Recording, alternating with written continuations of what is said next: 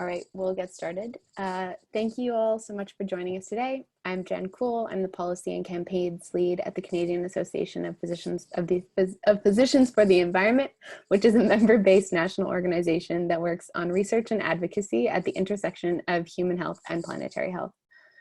I'm currently living on the traditional Indigenous territory of the Huron-Wendat, the Haudenosaunee, the Anishinaabe, and the Mississaugas of the New Credit. And this land is covered by the Dish with One Spoon Treaty, which is an agreement that, in my understanding, is premised on the idea of living in right relationship with the land and with each other and not taking more than your share. And I think we're seeing, it's become so evident that settlers in Canada have not upheld that part of the treaty, and that we haven't been living in right relationship with the land or with each other. And so as we go forward into this post-COVID future, I think it's really important to continue to be mindful of Canada's colonial history and present, and to figure out how we dismantle that so that everybody has a more equitable and healthier future. To that end, I just wanted to flag that our partners our partners in the Just Recovery process, 350, Lead Now, and the Climate Action Network Canada are hosting an anti-racist teach-in today at 4 p.m. PST, 7 EST, where they're going to unpack the ways that climate justice and racial justice are interconnected. And I'll drop the link for that in the chat. Speaking of the chat, I'm just going to take a minute to orient you to using that. If you look at the bottom of your screen, you should see a little word speech bubble. And if you click on the speech bubble, you'll get an empty chat with an option that's blue to either select all panelists or all panelists and attendees. And if you click all panelists and attendees, you can send a message to everyone in the group. And so let's just test that function. If you want to say hello and tell us where you are in that chat box, just to give it a test run.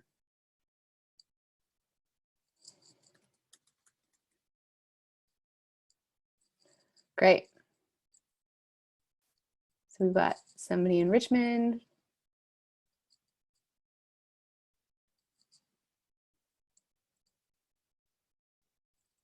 Awesome. And the other reason it's important to have, for me, that you know how to use the chat box is that's how, if you have questions for our panelists, that's how we'll find your questions.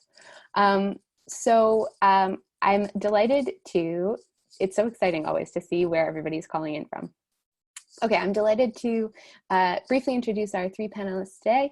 We're joined by Dr. Edward Shia, who's an emergency doctor in Toronto. He became interested in climate-induced crises while working with asylum seekers in Canada and internationally with Médecins Sans Frontières. His research and advocacy work looks at how inequality affects health and relates to global problems such as climate change, homelessness, and addictions. He studied policy and economics to understand how these issues are connected and the ways they can be improved for a healthier future. We're also joined by Dr. Joe Vipond, who has worked as an emergency physician for 15 years and currently works at the Foothills Medical Center at Peter Lougheed Hospital. Joe is also CAPE's board president-elect, and he has succeeded in an impressive amount of advocacy in his home province of Calgary, where he runs 3 exceptionally active Facebook groups, mobilizing both around ending coal in Alberta and also more generally around the climate. And I'm also delighted to introduce CAPE's ED, Robin Edger. In his previous role, he led the in his previous role leading the Ontario region for the Pembina Institute, Canada's largest energy think tank, Robin executed strategies leading to public policy change, and he brings that expertise to CAPE.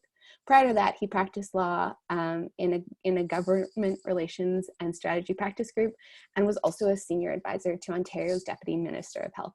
So I will now turn it over to our panelists, and we're looking forward to learning with you today. All right, I think I'm starting, and I have a presentation I'm gonna share, so I'm gonna bring that up. Now, normally this presentation is a full hour long, and I'm gonna try and do it in 15 minutes. So bear with me, I'm gonna talk fast, and I'm gonna try and get as much information in. And just to be aware that if you want more info on this, you'll have to reach out to me. And there's also longer versions of this talk online that I can share with you. So basically, I got involved, started with advocacy with this report. It was a joint report by CAPE and the Pembina Institute on the health impacts on coal-fired power in the province.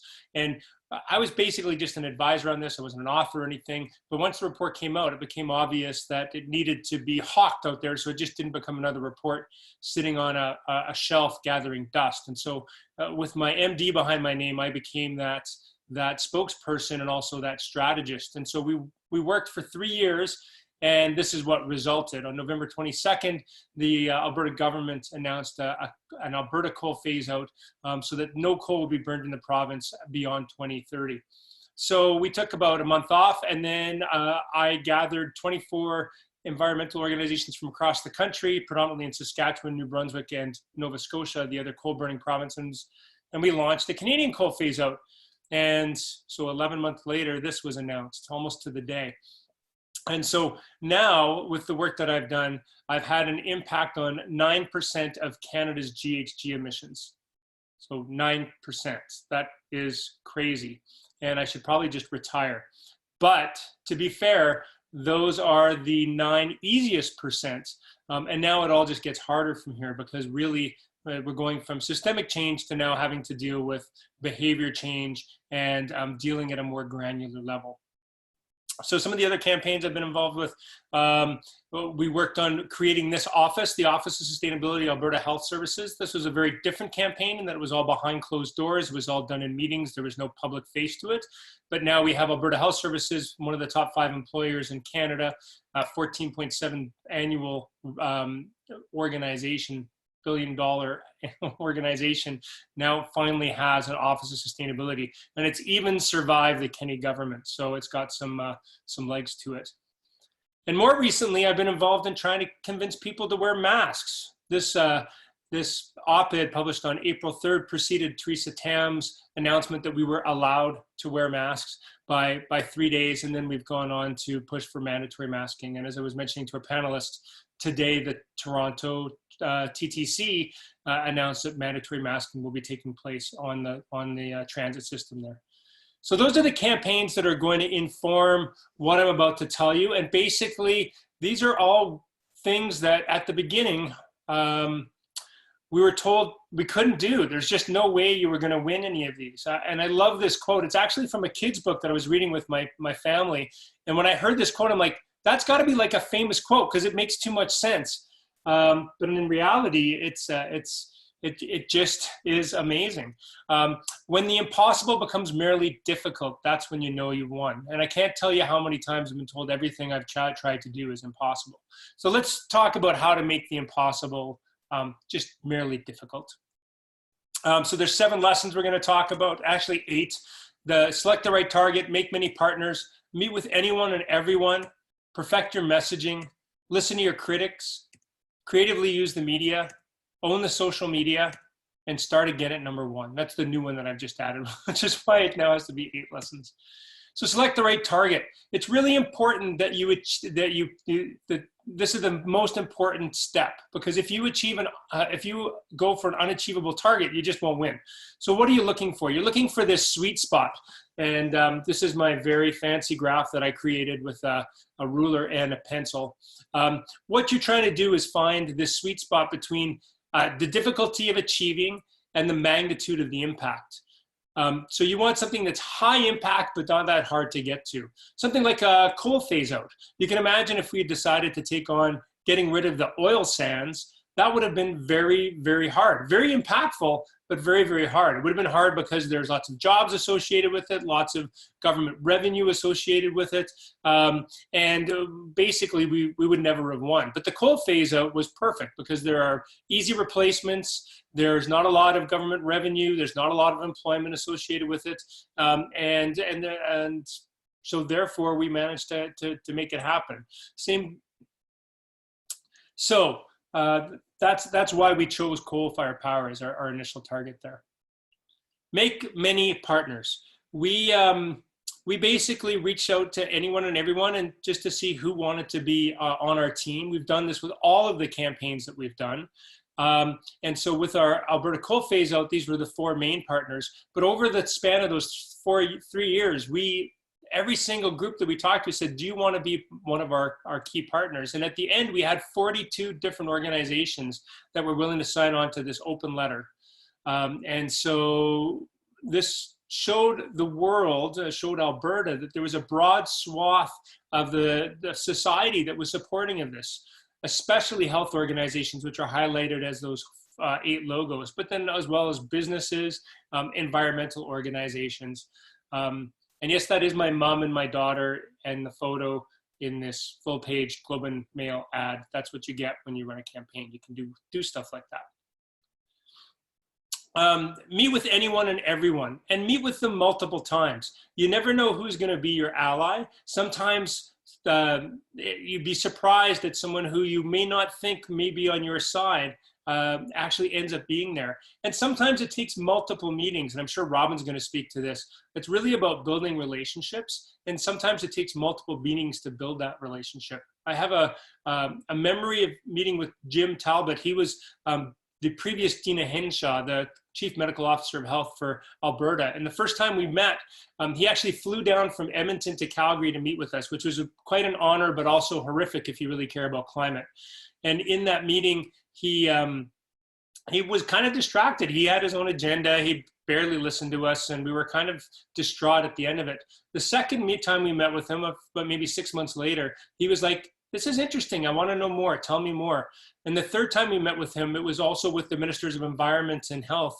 And he actually stood up in that meeting when we were kind of being shot down by these ministers. He stood up in that meeting and said, you need to listen to these people. They've done their homework, and this is really important. I actually felt like he put his job on the line just to stand up for us. And it shows the power of multiple meetings. Perfect your messaging. Every single person that you're going to meet is going to have a different objective, and you have to align your messaging to what their objectives are.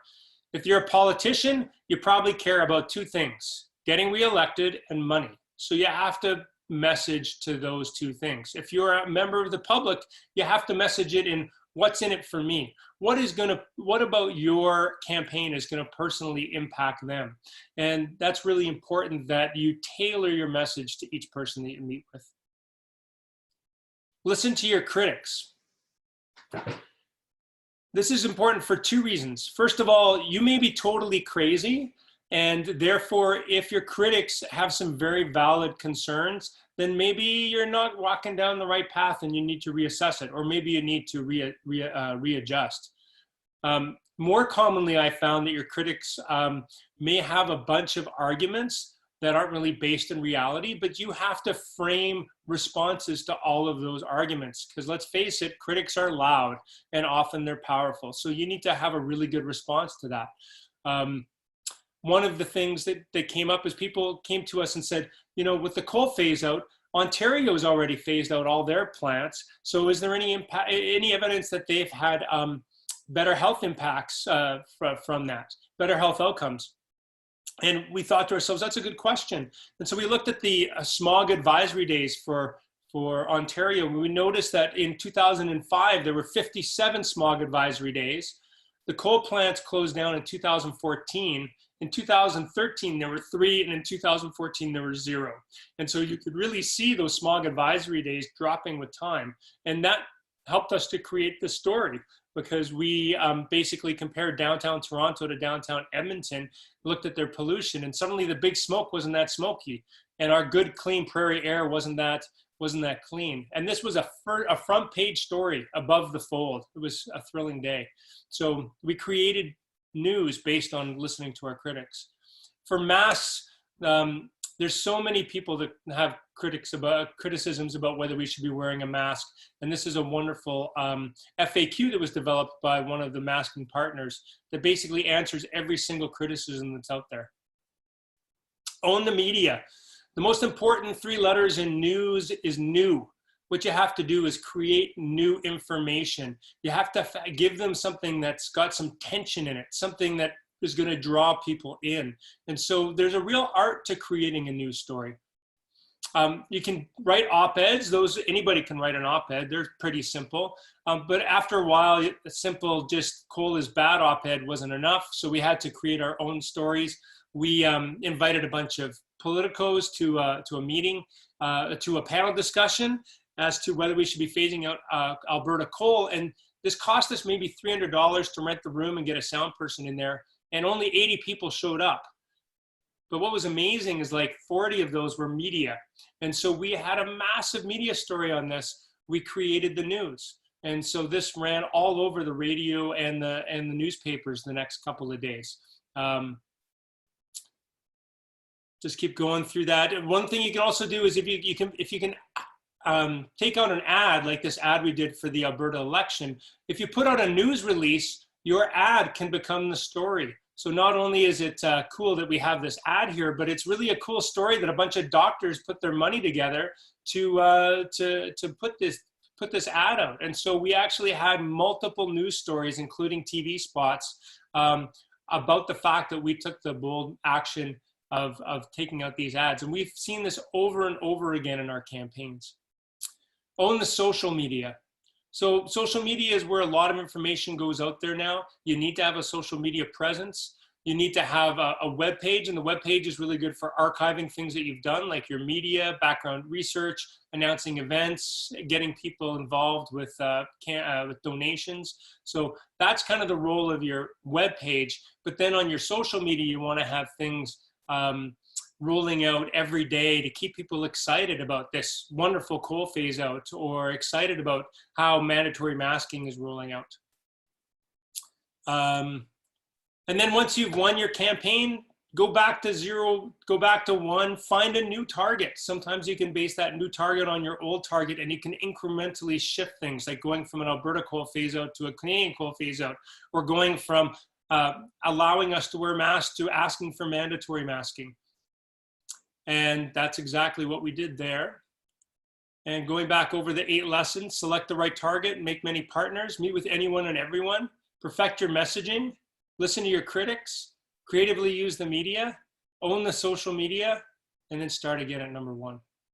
And this is why I do everything I do. These 2 kids are everything to me, and I really want their future to be as amazing as they deserve. And so they're my inspiration. And if you want to reach out to me, these are some of my my deets, my Twitter accounts, and I'd be happy to take any questions at the end of the session as well. Thank you so much, Joe. That was a masterful summary of an hour talk in a very tight 15 minutes. I'm going to turn it over to Edward now.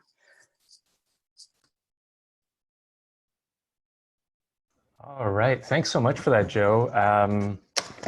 I just finished these about 10 minutes ago, so please bear with my notes here. I think, you know, Joe's presentation was a great lead into this. I'm just going to take a very small part of what he talked about and just focus on translating ideas, which is also called communications for people who don't use TikTok, because as we know, there are many different ways of communicating, and so this is just one particular way. And I use this phrase of translating ideas because it's not just about communications. People need to remember and act on those ideas. And actually, that's one of the UN's goals, which is to empower people and engage people to take climate action. Oops. There we go. So this is a piece of art I like to show. It's a tapestry made by a Chilean artist named Cecilia Vicuña. And she was an activist actually against ecological destruction, colonialism, and economic inequality. And she made this as a combination of 4 different words, at least 4 different words in Spanish. And those 4 words, when translated, are word, works, weapons, and more. And what she meant by that was she was trying to show the strength of words to communicate meaning and show that they're multidimensional. And what she said was that that words are weapons and maybe the only acceptable weapons. And so I think this really highlights the need to translate ideas well, and that they can have multiple different meanings depending on what we want them to. So for this webinar, for my part, I don't have any answers for you. I just have lots of questions. And the first one is actually a question that Joe already asked, which is, why are we doing this? What are our aims? What are our objectives? What are you trying to accomplish with a particular message that you're trying to formulate? One way that you can think about this is only one way that you want to think about this is a spectrum of beliefs to behavior. So, ultimately what we're trying to influence is people's behavior, whether it's voting or changing their own individual energy use or something like that. But you can change behavior without changing beliefs. And in fact, sometimes you can even improve beliefs by changing behavior first. You can also affect people's intentions without necessarily changing their behavior. So for example, carbon pricing is something that changes behavior, but it doesn't affect beliefs at all. But you may actually need to change people's beliefs and attitudes in order to gain public support for carbon pricing. Another example would be that someone who is teaching something, it actually changes the teacher even without necessarily making any impact on the learners. And also, thinking about perhaps how to affect people's self-efficacy, so people's empowerment or belief that they're going to be able to make the change. That's affecting their attitudes and intentions without actually necessarily making any change in their beliefs. So we can, as we go through some of these questions, you can think about some of these goals.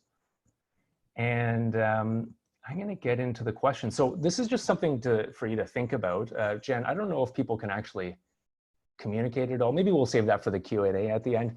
But my first question is, how would you communicate this? So this is an Ipsos Mori poll that was done about a month ago.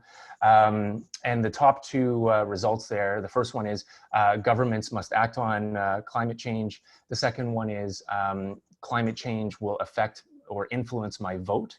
And then the next three are individual behaviors. So I'm going to buy more used things. I'm going to fly less. I'm going to eat less meat. So how would you communicate this? And this is how Ipsos actually put it out in their survey. Let's see here, just for fun, this is Canada versus the world. You can see that we could be doing a bit better on this.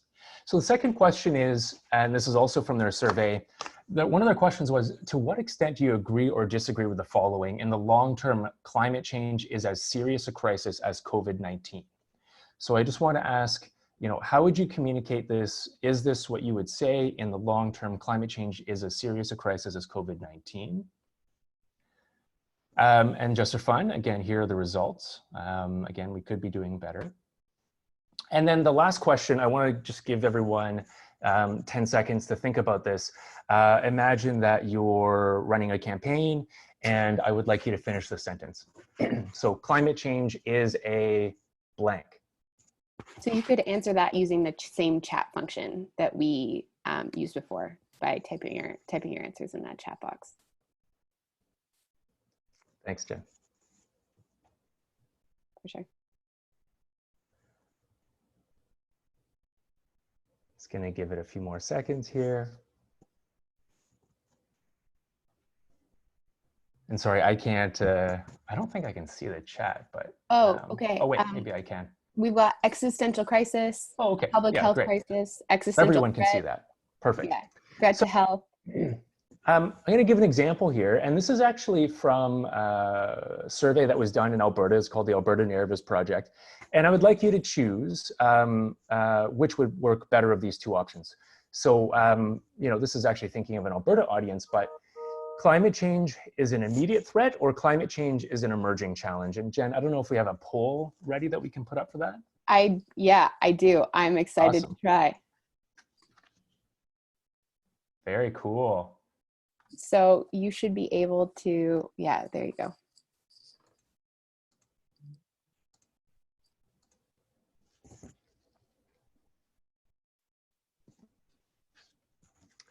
I'm going to let people finish that and just move on a little bit here.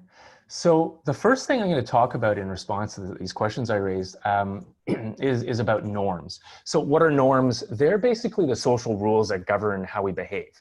And there's other ways of breaking down norms, but this is the simplest and most relevant to us. They're very powerful. They reinforce and regulate our social behavior, how we react to each other. There's a cost to define norms. And those costs can be reputational or they can be financial, as we all know. And they influence what someone's willing to do. They can also shift, though. And for example, like tolerance for marginalization of women, tolerance of racism, or tolerance for extraction and burning of fossil fuels, they can shift. Two norms here are injunctive norms and descriptive norms. So injunctive norms are what should be done, and descriptive norms are what is usually done. So what are the other people around you doing? And let's do an example of that. So what should be done, we should stay 2 meters apart. What is usually done, most people do not stay two meters apart. Obviously this is different everywhere, but I look out my window, I see lots of people that are closer than 2 meters to each other. And that is confusing for people. You can also apply this to recycling or taking public transit or plant-based diets.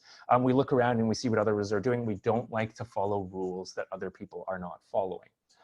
There's other examples in other countries where research has been done where if people think that other people are not paying their taxes, they're less likely to pay taxes. If other people think that that women shouldn't be driving, then it reinforces that social norm as well. Also, for example, owning an electric car. So my question here is, what norms are easy for us to check? What norms are easily visible? And which norms do we need to make more visible?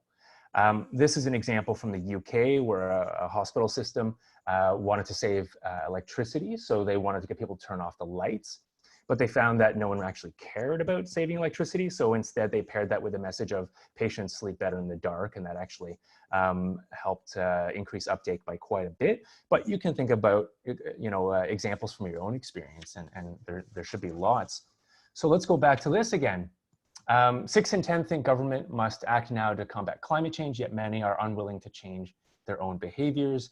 And again, this is not a criticism of Ipsos. They're a polling company. They're trying to present their factual analysis of results. But if you're running a campaign based on this information, the second part of that can be quite confusing for people, because what we're saying is the government must act now, but many are unwilling to change behavior. And so what can we do? This is how it's being stated as is. If you were running this campaign, how would you do this differently? There's many ways of doing that. This is one way that you could do it. You could reframe it by saying that, yes, the government must act now, and then say that political support depends on climate action, because that's also what this, this highlights. And that actually aligns the social indicator, which is, it aligns the social indicator of what's appropriate behavior with what people should be doing. And the second arrow there is actually flipping the narrative as well, where we think about climate action requiring political support, but the reverse is now also true, where political support depends on having climate action actually happen and being able to see that as a voting public. I'm going to get into, this was question 2 and 3. So we were thinking about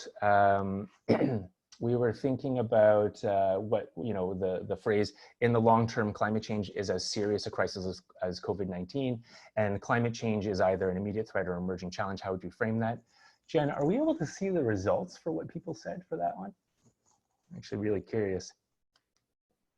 Yeah. Oh, great. Oh, fantastic. So we're seeing that overwhelming support for climate change is an immediate threat. No support for climate change is an emerging challenge. And then a good number of people saying it depends. So what's really interesting is from the Alberta Narratives Project, calling climate change an immediate threat was the worst thing you could say. And calling climate change an emerging challenge hit home the best with their audiences. And this is actually like completely counterintuitive to how we think about things. And there are many reasons why. I'm not going to get into them, but one of them is that if it is an immediate threat, how come I don't see it out my window? Whereas I hear about COVID-19 every single day and I can see the effects of COVID-19. I don't necessarily see climate change out my window. unless you're living in Fort McMurray or other places. But for most people in Canada, it's actually really hard to feel that as an immediate threat. So my point here is that sometimes, this is actually what Joe mentioned, where we really have to listen and understand the people that we're talking to. So the second question beyond what your goals are is who's your audience? So who is it that you're talking to? There's no one size fits all communications tactic. And we're seeing that there's a lot of segmentation along different values or identities or social norms. This is one way of representing it, but there's way more ways you could look at the different dimensions. So this is just looking at the dimensions of whether someone supports you or not. You could look at the spectrum of how much, of whether the person you're talking to drives or not, where in the country the person you're talking to lives. And the reason is because people from different parts of an audience will have different logics, so different ways of thinking about how things are linked, how different relationships are formed. And they'll also have different attention and trust in different messengers. And it's also important, I think, we talked about this with the webinar last week, of thinking about who's most affected by environmental issues. Are we speaking to them? And more importantly, are we listening to them to figure out what's important to them? And who is it that we actually need to influence to achieve the aim that we're going for? One of the people that I suggest you pay attention to is actually the Alberta Cape Committee co-chair, Amy Buka. Dr. Amy Buka, I believe she's on Twitter, and I'm sure Joe can connect you as well. She said a lot of good things about this, and I really appreciate learning from her about this. And my main point here is it's important to understand what people's interests are, and also to figure out where those interests can overlap and align to get your message to have as broad appeal as possible. This is a quote from an economic psychologist. I'll let you read it on your own, and because that's actually besides the point. I don't want to take up too much time. That's the last bit. Basically what he's saying here is, and this is actually I think my point with putting this slide in, is that this is a perfect example of how not to communicate to the general public. We're not in a psychology conference here. It's not ideal to put up long quotes like this. What he is meaning to say is that for people who place a high value on independence and self-sufficiency, along with a strong desire to gain benefits rather than avoiding harms, those people may act too late. So for example, for COVID-19, which is what he's actually talking about, that can mean a delayed lockdown. That can mean a delayed recommendation to physically distance. And for those people, they may be thinking about it as an emerging challenge rather than an immediate threat, for example. And what does that mean for climate change? There's a lot of overlap with COVID-19 when we think about this, where in climate change, you don't have a first case. You don't have a graph that we can easily show of the number of cases that are rising. And it's harder for us to see for ourselves what the benefits are, what are the harms of complacency. So this is where we get into the difference between what truth is and what meaning is. Numbers don't catch the imagination, statistics don't capture the imagination, but people care about individual stories. People are looking for meaning. And this is different. I think Robin's going to get into this, where I'm talking about the general public, but if you're a civil servant, for example, or if you're part of a public health unit, you may actually be digging down and looking for what the facts are, what the statistics are. But so this is meant for talking to general public and messages for them. And I think this is really illustrated with a really powerful and tragic example. This is a great study that was done a few years ago, where they asked people, large groups of people, how much money would you donate to help one child, 2 children, or 8 children? And they found that even though 8 children is clearly 8 times more than 1 child, people were actually willing to donate less to 8 children in total than 1 child alone. And the second graph is positive affect, which is the good feelings towards these children. You see that there's really good feeling towards 1 child, but actually when you have 8 children, people feel less good about that. And that's really weird, right? But it's actually because we connect better when we can picture something concrete, when we can picture who this child is, we often associate a coherent story with that. They're much more easily imagined, whereas a group of people becomes more disorganized, more superficial. And also, when we have more people, it seems less out of our control. It's associated actually with more feeling that there's a bigger problem, which is causing greater distress. And sometimes we want to dissociate ourselves or bring ourselves away from that distress by ignoring it. And so for really big problems that affect 8 children or 100 million people, or 14,574 people are estimated to die from air pollution in Canada every year, it's actually much better to talk about the individual person and how they're affected as a way of conveying meaning, along with the important truth and the facts. And I think it's important to say here that that's what the word salience means. It's important to think about where the environmental movement touches people's lives. As we're struggling with the pandemic as well, we're seeing some examples of that. Most people only think about what the government does during elections, and they don't really think about what the government does in between. We're seeing a really good example of how the government actually intervenes and changes their lives day to day. And so where does the environmental movement do that for us? And for some people, it may be national parks. For some people, it may be how they get to work. For some people, it may be the flowers that are planted alongside a road that's being fixed, which one of my colleagues brought up. And it really depends. And I think this really speaks to the need to view people as multidimensional, to speak to them, to understand what their interests are, as Joe said. Which brings me to this idea of health framing. And we use this often, like, CAPE is founded on the idea that doctors have an important and trusted voice. And there's a lot of great research to support that, but we can also find that for certain people in certain areas of the world, the health frame may not work. It may turn people off. It may be seen as disingenuous or as a manipulation. So it is really important for us to see, where our messages are landing or not. I think my final message here is that, when dealing with wicked problems like climate change, it's important to be adaptive, okay? To see, again, what people are most receptive to as a way of bridging those shared interests. And of course, communication also runs both ways, as Dr. Nicole Redvers said at a webinar last week, which you should definitely check out as well.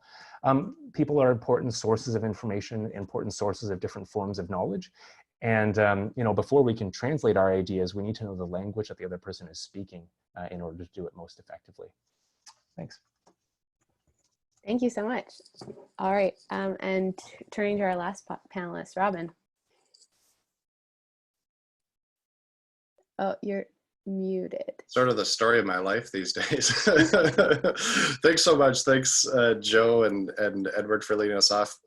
Much like Edward, I'm sort of drilling down on a specific section that Joe already touched upon.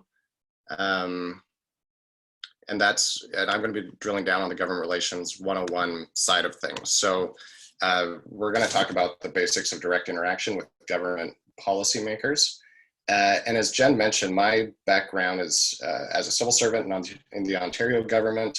I was political staff in the Ontario government as well. And then after my government career, I spent some time as a government relations lawyer. So this sort of 101 presentation is very much sort of based upon the kind of conversation that I would have with clients the first time that I met them. So first, we would sort of start out with, how do we form our GR strategy? Who do we want to talk to? And that's a tougher question than it sounds. As you know, we have 3 layers of government in Canada: the federal government, the provincial government, and the municipal government. So if you have your issue, you have to sort of figure out, well, what is it you're asking for, and who can sort of affect that ask. So the federal government, we know that they have jurisdiction over national policy and infrastructure. We know that they have more money than the provincial government and the municipal government in most parts of the country. So we know that they can even wade into areas that are normally in provincial jurisdiction or municipal jurisdiction just through their spending power. And we also know that they may have sort of overriding jurisdiction over environmental regulation generally. We'll know more about that once the carbon tax case works its way up to the Supreme Court and we get that decision. So, you know, using a very specific example, if you're someone who would like to see some layer of government invest in hydrogen refueling infrastructure for hydrogen fuel cell electric vehicles, and you're trying to decide who to talk to, well, if you're looking for something like hydrogen refueling stations all across the Trans-Canada Highway to you know, build out a national like a national plan where people could drive all the way across the country refueling, you're going to want to talk to the federal government. However, if what you're looking for instead is something that falls under provincial policy, which because provinces under the Constitution are given jurisdiction over contracts, and that's generally been interpreted to mean economic transactions, something like if you would like to see a zero emission vehicle mandate where a government puts in regulations that requires auto manufacturers to sell greater amounts of, say, hydrogen fuel cell electric vehicles over time, it seems that that needs to be done by the province. We have one of those in BC, we have another one in Quebec, so that's where you want to go with that. If instead what you want to see is something specific to Toronto or something specific to, you know, Calgary or Montreal, and it has to do with city infrastructure, perhaps you would like to see, you know, specific refueling stations in 4 parts of Toronto or something like that, then you'll want to speak to the city. But to go back to Joe's point, often with your issue, you want to speak to as many people as possible. So, you know, like this hydrogen example, there are ways that I've kind of just described where the federal government, the provincial government, and municipal governments could play a role. And then, you know, once you've sort of mapped out who it is you'd like to speak to in terms of the layer of government, you also have to figure out, well, which individuals within government do I want to speak to? And, you know, broadly speaking, there are 2 sides. There's the political side of government and then the civil service side of government. So on the political side, taking the Ontario government as an example, you would want to figure out, well, which ministries do I need to connect with? Who has oversight over this area? Presumably, in the example I've been using, you would want to speak with environment. You would want to speak with transportation. Perhaps you would want to speak with the Premier's office.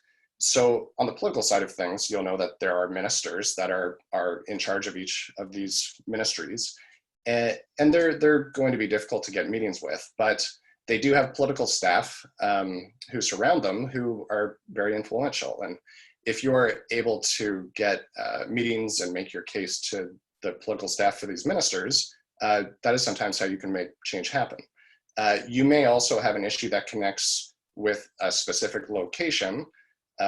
So then you could reach out to your local representative. If they might not be a minister, maybe they're a backbencher, maybe they're a member of the opposition, but they can still put pressure on the government to do whatever it is that you're advocating for. Likewise, you may want to reach out to the opposition in order to have them put pressure on the government of the day. So that's sort of the political side of things. And then on the civil service, is this, you know, relatively often, again, looking at the Ontario government, relatively large group of individuals who sort of mirror the political side, but there are many, many more of them, and they provide nonpartisan advice to their, you know, political masters in order to affect public policy. So, you know, if there's a minister of transportation, there's also a deputy minister of transportation, and then there's a whole sort of policy machine that backs them up that includes various departments. So you'll, you know, if there's one takeaway, it's that you'll need to do your homework. You'll want to go online. You'll want to look at within government who is most likely to be engaging on your issue, and you'll want to make sure that you're meeting with the right people. But as Joe says, you know, throw the net wide. It's better to meet with more than to less, and even if you end up meeting with folks who can't affect the exact change that you're looking for, perhaps they'll be able to be allies for you, which, you know, leads to the next slide, which is again going back to Joe's point, it's really important to gather allies. So you need to figure out, who has aligned interests with me. If I'm just an individual who thinks that there should be hydrogen refueling stations all across the country, why does anybody necessarily want to meet with me? So you're going to want to gather allies who have sort of histories of interaction with government, who have a voice that government cares about. So if there are civil society NGOs who are already advocating on this issue, so again, going back to the hydrogen example, if you would want to think about connecting with the Pembina Institute or Clean Energy Canada. If you want to bring health arguments into it, you would want to, connect with CAPE and figure out if you can create some kind of a coalition that you can then ask for a meeting on behalf of. Neighborhood associations often have outsized influence, at least with local members of parliament or members of your provincial legislature. Employers are, and we'll speak about it more in a bit, but any company who employs a lot of people is going to have a voice with government. So if you can think through your issue and think of, who has aligned economic interests, even if you're not thinking about the issue from that point of view, you will want to do the work to figure out, well, which companies would benefit from the investment that I'm seeking or the policy change that I'm seeking, which industry associations would those companies be a part of? Are there, BIAs, business improvement areas, because specific locations would benefit from this? So again, back to the hydrogen example, you would want to think through, if I'm advocating for this, well, presumably there are auto manufacturers who are manufacturing these cars. Figure out who that is and reach out to them. And in particular, reach out to their government relations person. Reach out to the industry associations. A big part of what they do is government relations often. So, gather those groups together, because I can certainly tell you, when I was in government, you're much more likely to take a meeting from a coalition of people who are all there to speak with one voice, particularly if it's a coalition that is maybe sort of anti-intuitive, because the last thing that governments want to do is wade into battles, right? If you're going to go there with one side of, one side of the argument, and then, presumably maybe business or someone else is coming in with the other side, as government, well, it looks like no matter what I do, a lot of people are going to be mad at me. Perhaps we should kick the can on this. But if you're able to sort of seek and broker those compromises in advance and come to the table with that position, well, now as government, you feel like, a lot of the work's been done for us, and it seems like there's one obvious path forward, and it's this path that is being advocated for. So, I really can't stress the importance of thinking of, who are your potential allies. And then you're going to want to develop key arguments, and those arguments are going to be idiosyncratic to the issue that you're talking about. And, going back to what Edward was saying, you will definitely want to involve your personal story within them, particularly for folks on the political side are going to be very interested in your political story. There's a reason why when politicians give speeches, they always talk about, whoever it is that they met who had this thing happen to them. Like they want to hear people's stories, certainly. But I do have sort of three areas that you should at least think through. One is, does what you're advocating in any way connect to jobs? Especially local jobs. Local jobs are like catnip to politicians and their political staff.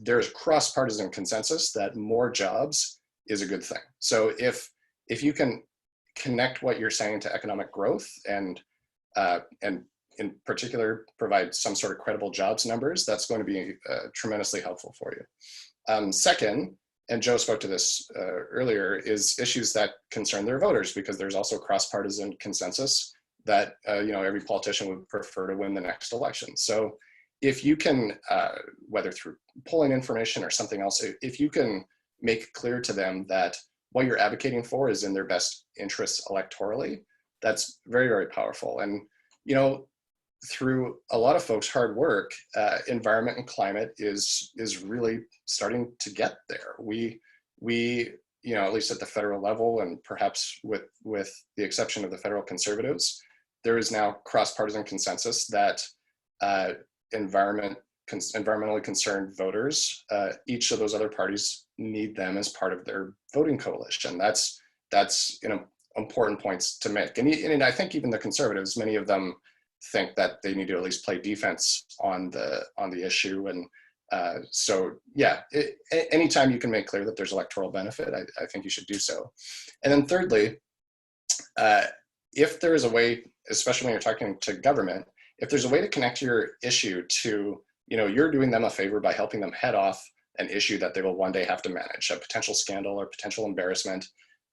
If your issue connects to a specific human health, like credible threat, and it seems clear that one day soon this will come out in the media and it will have been government malfeasance, that's the reason it happened. I mean, those are very impactful arguments, because again, there's cross-ideological consensus that government needs to protect us. And if you're helping them issue manage in advance and head off issues, that can be very important.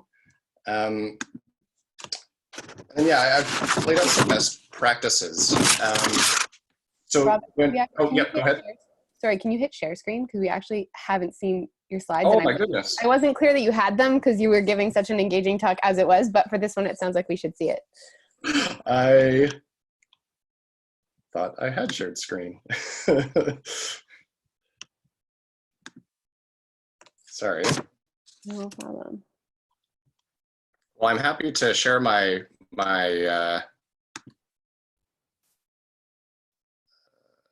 I'm certainly happy to share my slides to anyone who would like to view them. Just know that they exist. So yeah, I have laid out some best practices. First, you're going to want to email your meeting request directly. You're going to want to briefly explain your issue in that email, have meeting request actually be part of the subject line. Explain who's going to attend from your side. Often who is doing the requesting is at least, if not more important than the actual issue and the explanation. So you'll want to do that in order to set up your meeting. Second best practice, send a briefing note in advance, at least a day or two prior. Shorter the better. Everyone who you want to meet with is super busy, but they do want to wrap their heads around the issue prior to the meeting. Generally speaking, ministers, political staff do their readings for meetings the evening before, so you'll want to send that briefing note at least a day or two in advance. But then in the meeting, you want to actually presume that they have not read it, because again, they're very busy and often they haven't. So you'll want to have a kind of brief presentation of what your issue is and what's involved in your briefing note. But you'll want to make very clear that you're there to have a conversation rather than a presentation. The worst thing you can do is go into one of those meetings, give a great presentation, have no questions, and then leave. Like you want policymakers to engage with what you're presenting. So yeah, I would explicitly say off the top, we're here to have a conversation, not make a presentation. We'll run you through the basics and then kind of go from there. And then fourth, and Joe brought up this point too, you need to have a specific request. If you go into government to raise awareness, then that is what you'll do. You'll raise awareness. But again, using the hydrogen example, if you go in and raise the awareness of the amazing benefits of what the hydrogen industry could bring to Canada, sort of generally, you really can't expect that policymakers will at some point make the connections and do the work themselves to then figure out what they should do with that information. You really want to spoon feed it to them, because other stakeholders are. And then when it's time to do things like budget exercises within the government, if you've done all the work, if you've provided all the data they need, if you've provided the specific requests, well, now they can kind of copy and paste that straight into their documents. You've done a lot of the work for them, and you're more likely to get what you want. And then, as was also brought up by one of my colleagues, just have a reason to follow up. You're not going to win by having one awesome meeting that changes everybody's mind, and then you can walk out the door and high five and it's over. You'll want to ingratiate yourself. You want to make clear to them that you are providing them good information that they need. And you sort of keep mindful of the fact that I certainly remember when I was political staff, you know, you'd be in, yes, back to back to back meetings for hours and hours and hours. And now you come out and it's time to check your email and there's like 100 and you couldn't possibly wade through them all and you're scanning through. But I recognize Joe Vipon's name because we had that meeting and he gave me really good info and it seemed to be on point. And so that's the one email I'm going to click on with my 5 minutes I have before the next meeting. So it's not that, you know, you become friends with them and then you get what you want, because it doesn't work that way. But you are more likely, if you have a relationship with them, to have a sort of continuing dialogue with them.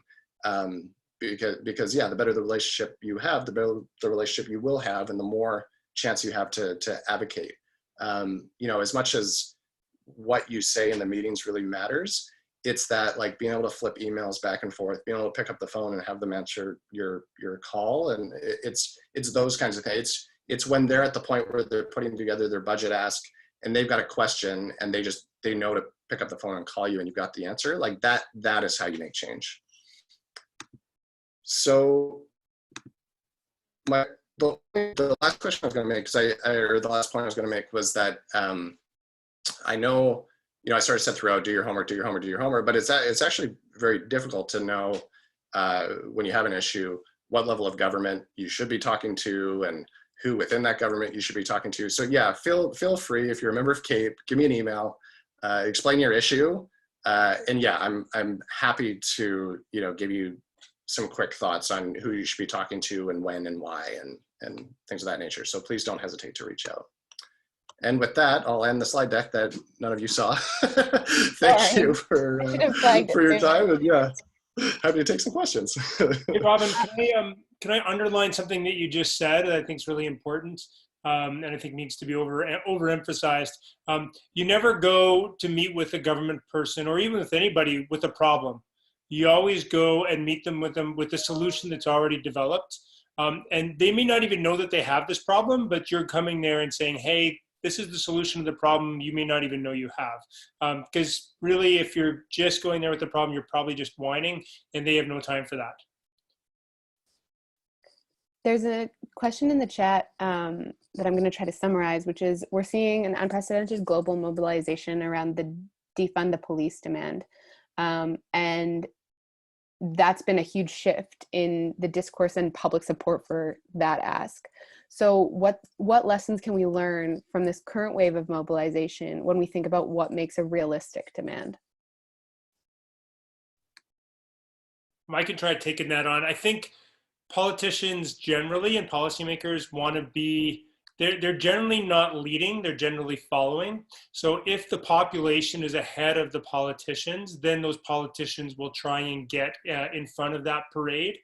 It's much harder to create the parade. And this is one of those situations where the revolution is happening and politicians are racing to get in front of it. So that just makes it way easier if that happens. But it's pretty rare that that you have such massive public engagement all pushing in the same direction. It's great. I would love to see it on climate change, but I don't think we're there. Let's try and create that parade.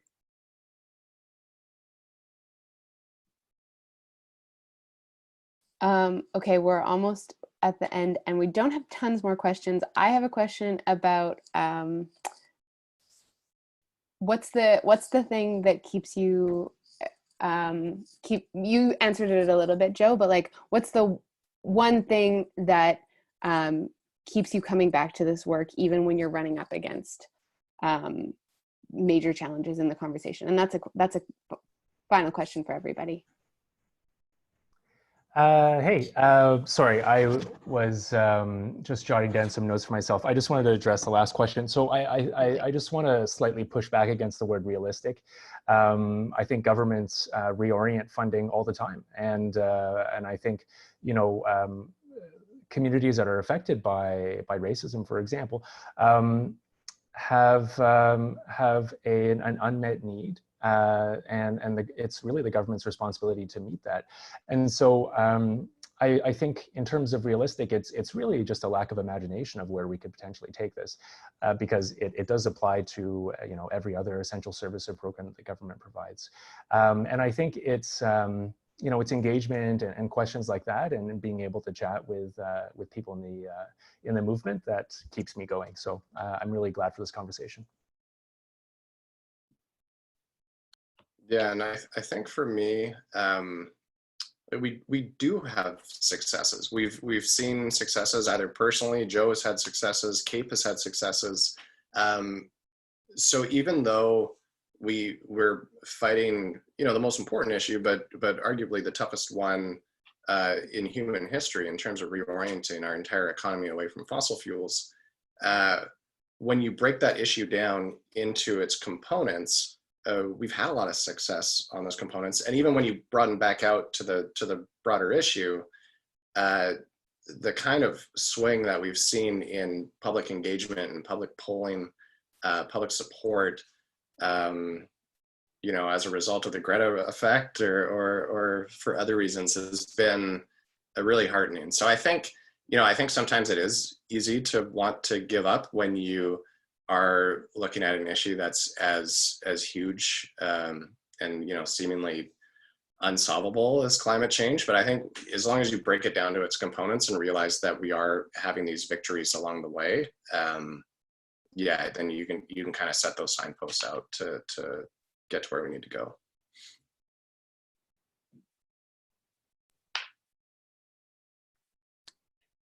I don't know if I'm expected to answer too. I put in the chat fear. I think fear is a powerful motivator. Fear and greed are the two most powerful non-biological motivators. I don't have a lot of greed, but I do have a lot of fear. So I know what we're up against. I know what's coming. It's not going to be good for anybody. And it's coming faster than we think. And so we all got to pull in the same direction. Thanks. I just want to quickly note that CAPE webinars are continuing throughout the month of June, and we actually might have one in July. So all of that information is on our website at cape.ca/CAPE webinars. I'm going to drop that in the chat. And so stay tuned and keep watching that space for a couple more updates. And again, thank you so much for joining us, and thank you to our panelists. Thanks, Jen. Thanks, everyone. Thanks, Joe. Edward. Okay. Have a wonderful rest of your afternoon.